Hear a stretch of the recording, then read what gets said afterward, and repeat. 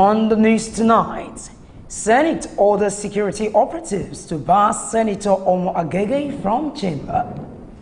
In business, Federal Capital Territory to mandate use of national identification numbers requirement as requirements for land allocation. On the foreign scene, 20 die as Saudi military-led airstrike hits Yemen.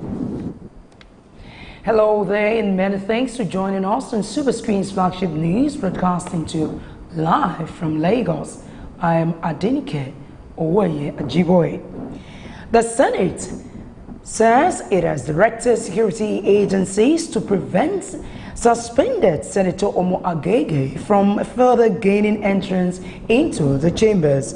Omo Agege, who was suspended last week by the Senate for dragging the upper legislative chamber to court on the amendment to the Electoral Act 2010, had attended plenary on Wednesday.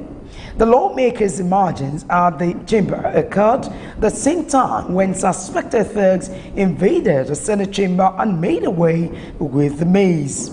Speaking to journalists, Vice Chairman of the Senate Committee on Media and Public Affairs, Senator Ben Bruce, said sergeants and security personnel had been ordered to block the lawmaker whenever he tries to enter the chamber. The National Emergency Management Agency, NEMA, warehouse in Lagos, has been gutted by fire.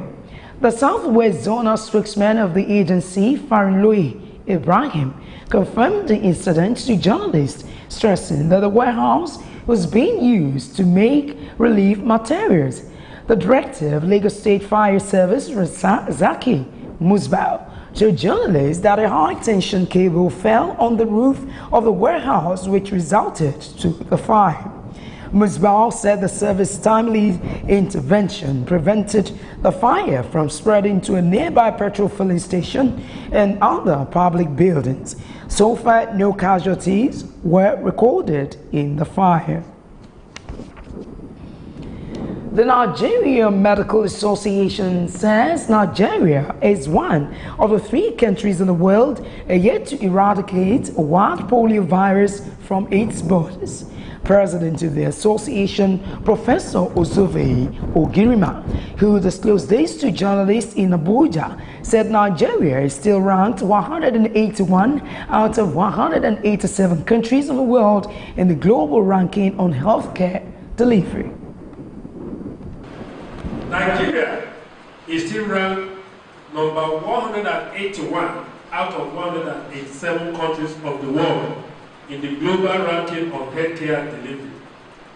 National immunization coverage has cross-fallen from over 76% a few years ago to mere 23% in Nigeria today. Nigeria is one of the 3 countries in the whole world yet to eradicate wild polio virus from its borders. In the face of all this, there is still hope. Hope will die the day you and I give up, as I always tell my students. We must not despair or leave the destiny of our citizens and even our unborn generation in the hands of no one. We must sustain the fire to demand accountability from those who steer the ship of state. We shall not abandon the struggle till success is achieved. He also called on political leaders and professional bodies to continue to lend their voice on the improvement of healthcare delivery in Nigeria.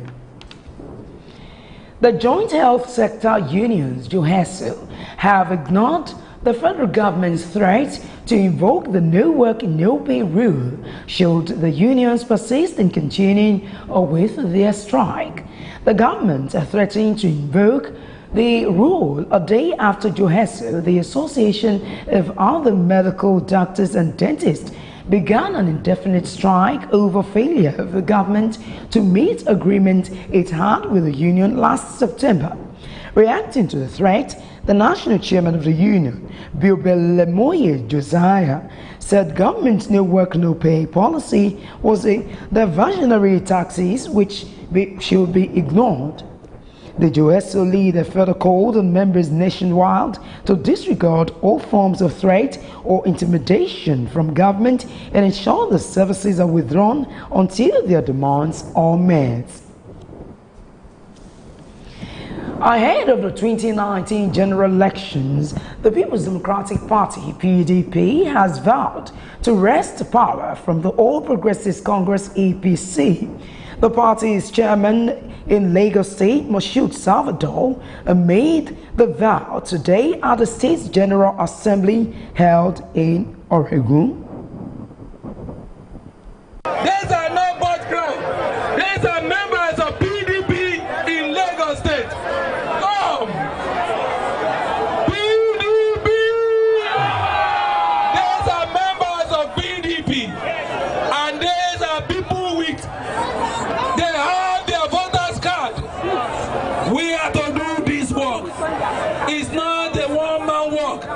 It is the work that all of us must do to succeed, and we shall win Lagos in the name of Almighty Allah. Amen. Jesus' name.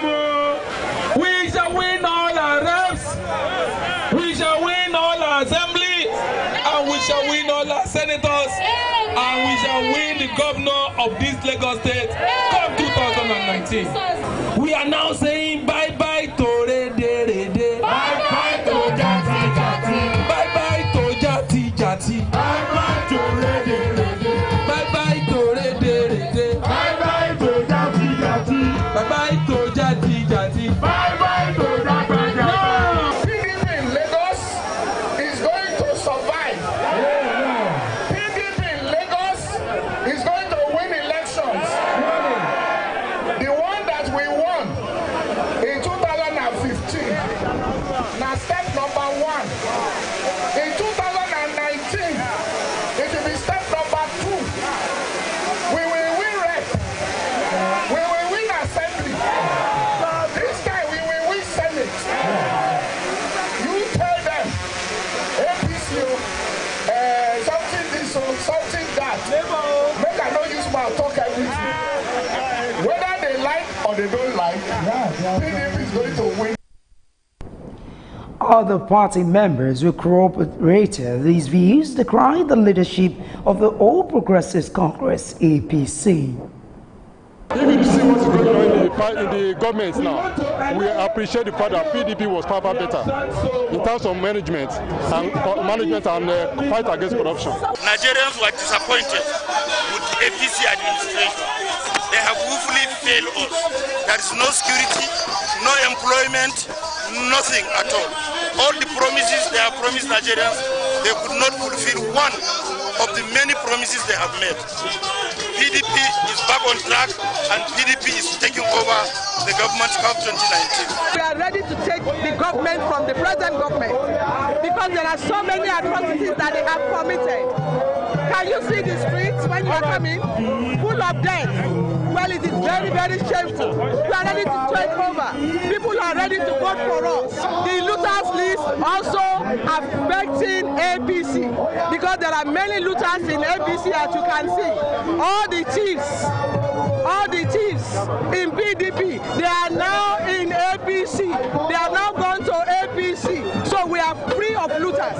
If where you are is okay for you, you remain where you are. Are you a lazy person? Are you? If you are a lazy person, that means you like where you are. But if you are not a lazy person or you are not an illiterate, you will move to the direction of life.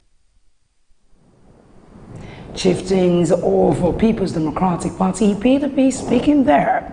And all the 2-month ultimatum given by the Sultan of Sokoto, Saadu Abubakar III, the Fulani herdsmen should fish out the killers amongst them, has been generating reactions. Across sections of Nigerians who spoke to Superscreen in Lagos on the issue expressed divergent views.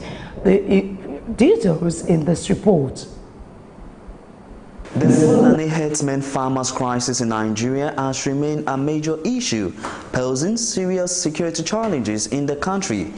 So far, thousands have been killed and more rendered homeless who now take shelter at different internally displaced persons camp, IDPs, in the country. In February this year, as a result of a clash between herdsmen and farmers in Benue State, 40 people were killed with about 2,000 displaced and hundreds seriously injured.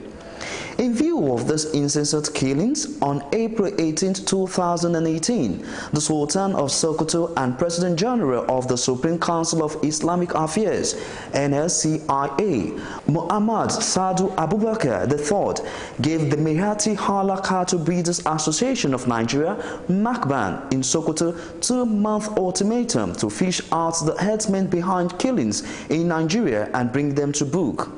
Reacting on the 2-month deadline, a cross-section of Nigerians who spoke to Superscreen faulted the sincerity of the Sultan's intention, while others blamed the incessant crisis on lip service shown by government on the protection of lives and property. What the man do is a very nice thing. Then our soldiers, security operators, what are they doing? They should help for this crisis. You know, this type of killings and all that thing can make the country disintegrate. It's just saying for saying sake, because we have heard such a statement for long. They are not serious. They know who is who among of the leaders, and those henchmen, they know them. Because you cannot tell me every now and then they are killing people in every state of the federation, and there's never a time they brought anybody to present to the public that this is a person that is killing people. So automatically they are not serious. They know what they are doing. Police cannot do their work. Army cannot do their work. Our government, our president, everybody, I don't know. I don't just know. People are dying every day, and they didn't even care. People are killing dozens all the time. Every day, when you see newspaper, you listen to news, they're killing. Nigeria now, everything is not moving up because of this thing that happened. Every day you hear the killings, Benue killings, Borno killings here and there, and the government is there. They are not doing anything. I think our government will do something. They will put on the measure that makes everybody to be safe. Our country is very good. Our country, we have man capacity. We have everything here, but our government are not doing us well. These Nigerians speak on possible solutions to ending the herdsmen and farmers crisis. The president is the problem. Why Fulani herdsmen are killing? He said because they don't have land to train the cow. Is it the way federal governor supposed to talk? Instead, the president will say that let everybody that training any cow or this go to his farm where you are training. This is individual business. It's not Nigeria business. How can you expose a car everywhere, damaging people's something? I understand the point that, okay, someone who has a force is talking, but we should be concerned about building institutions and not individuals. The Sultan of Sokoto, fine, is a big traditional ruler of traditional in the north, but what is the work of the security agencies? Do we have to wait for big men to talk before security agencies do their work? So that is the issue. All the security agents and whatever should join hands together and get the solution to it. So these Fulani henchmen, how do they get their gun? Who give them the gun? Our president said that Gaddafi sponsored them, give them gun. If Gaddafi sponsored them or whoever sponsored them, can the commander-in-chief command the soldiers or whoever to arrest those Fulani henchmen or declare them as a terrorist group? What we have is the same story. So involvement of Sultan of Sokoto cannot solve the problem of Nigeria. But to me, it is what government will do collectively, individually, meet the people in their community there. What is their problem? If it is what they will dialogue with them, they will dialogue and provide the social amenities to them, so that they can feel the impact of the government. When they are not feeling the impact of government, they will start destroying, killing themselves. The killings allegedly perpetrated by herdsmen that will never be forgotten in a hurry is the 72 Nigerians massacred in 2 local government areas of Logo and Guama in Benue State. Blessed Omonose, Superscreen News. Meanwhile, suspected Fulani herdsmen have invaded 6 communities in Sagev Council ward of Guma local government area of Benue State, killing 10 persons. According to locals who spoke to journalists in the community, they said the community attacked all Tese Abi, Tse Gunde, Tse Peviv, Tse Ikyo, Agenke and Benke. Witnesses said the attack started late on Friday and extended till the early hours of today. The suspected herdsmen were said to have stormed the villages in military uniforms, shooting and setting houses ablaze. The attack comes barely 2 days after the state acting governor, Benson Abonu, raised the alarm of planned attacks on 5 communities in the state. The chief press secretary to the governor, Tave Akase, confirmed the attacks on the affected communities. The Nigerian army says it is set to launch Operation Last Hold in Borno North and Lake Chad region to restore socio-economic activities in the areas, as well as fast-track return of internally displaced persons. A chief of training and operations, Major General David Ahmed, said the operation, which would commence on May 1st and last for 4 months, intends to facilitate the clearance of the Lake Chad waterways and other obstacles obstructing the movement of boats and people across the water channels. The Chief of Military Civil Affairs, Major General Nuku Angbazo, also said during the duration of the operation, Nigerian Army engineers would make blocks using compressor machines and assist in building new homes for IDPs in their various homes. Thousands of residents have stormed the streets of Port Harcourt, the River State capital, to protest constant air pollution in the state. The demonstrators, made up of various groups, moved from Isaac Borough Park to the Government House, Office of the Department of Petroleum Resources, and the State House of Assembly to express their grievances over the black air pollution in the state. Details in this report. Thousands of River State residents stormed the streets of Port Harcourt in campaign against constant air pollution in the state. The demonstrators, out in their numbers, marched to the State House of Assembly to express their grievance over the black-soot air pollution in the state. Governor of the group, Tunde Bello, expressed displeasure over continuous occurrence of black soot. We want the River State government to conduct an environmental audit of all host communities for oil production. We want the River State governor and the River State government to act and become a reservoir of environmental data on River State. It's a critical issue. The health impacts are so numerous, especially for young kids. Young kids with their lungs still developing. You have most young kids breathing in particulate matter that will destroy their lungs. And all over hospitals in Port Harcourt, doctors have been on air and they've said so. People are coming up and presenting cases of lung infection and throat infection and cancer. All of these issues are popping up because we have a situation that is untenable and unpardonable in River State. River State Deputy Governor Ipalibo Harry Banigo acknowledged the plight of the people and promised that the state will work with the federal government to ensure immediate solution to the pollution. No single party is immune. Environment matters cannot be politicized. And so we want to tell you that the agencies that are declaring these obnoxious states are directly under the control of the federal government of Nigeria. The federal government wants the refineries that have been flaring gas. The federal government owns the security agencies. Others who spoke also expressed dissatisfaction over the matter. Waking up every morning to very dark substances sprinkled all over our cars and even on the floors of the house. The nets are all contaminated, and then sometimes you put your fingers maybe in your nose, bring it out, and you see that substance. Look at my nose, you see black everywhere. And I say that if the PDP, APC, everybody breathes in the air. And because all of us breathe in the air that is coming from the atmosphere, we should be able to do something about this thing. Because it may not be now, 5 years, 10 years, you see people dying in millions.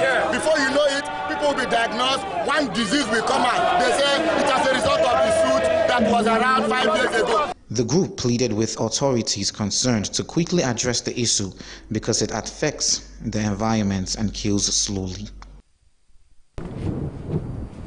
You're still watching Superscreen's flagship news, now coming up in business. Federal Capital Territory to mandate use of national identification numbers as requirement for land allocations. Join us for details of these and more after this time out.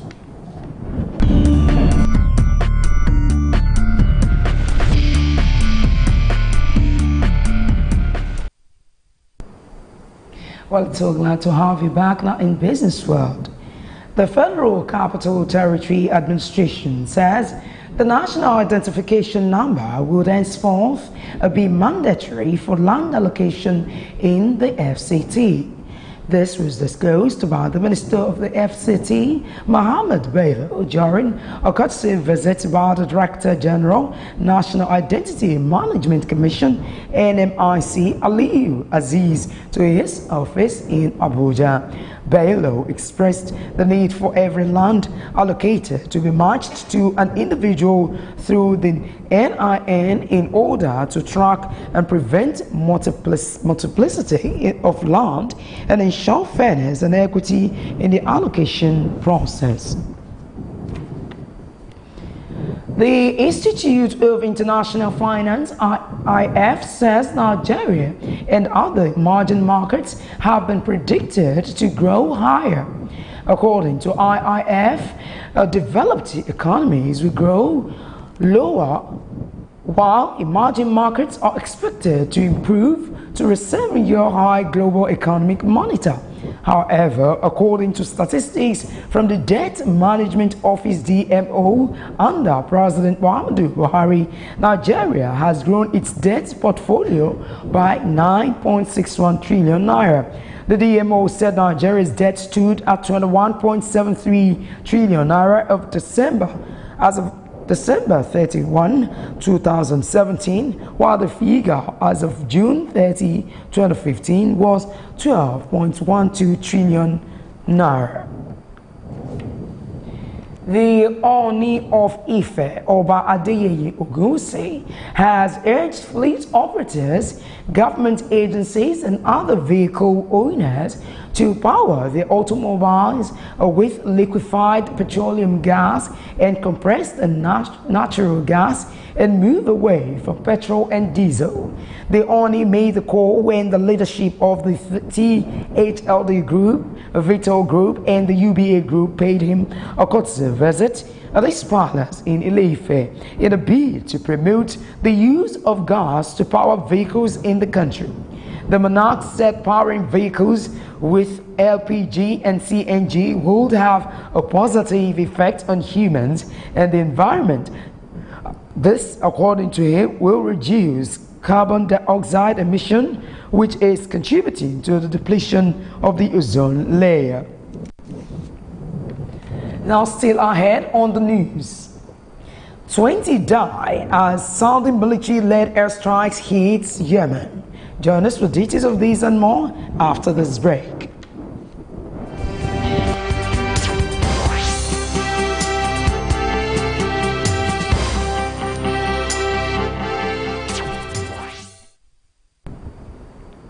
Welcome back. Report says 20 people have been killed in an airstrike by a Saudi-led military coalition in southwestern Yemen. The attack hit a car transporting 20 passengers in the south of Taiz province.